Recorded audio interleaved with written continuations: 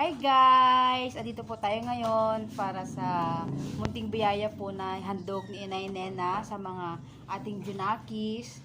At ito po ang aming napamili sa kanyang handog.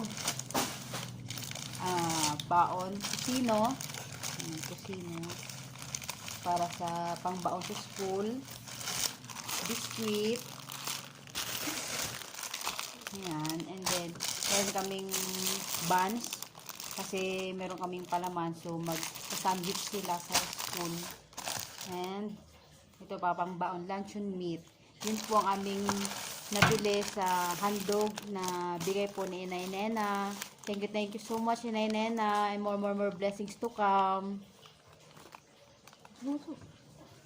Thank you ka. Thank you po sa inyong blessing sa amin. Thank you po, Inay Nena. More blessings to come. God bless po. Bye-bye.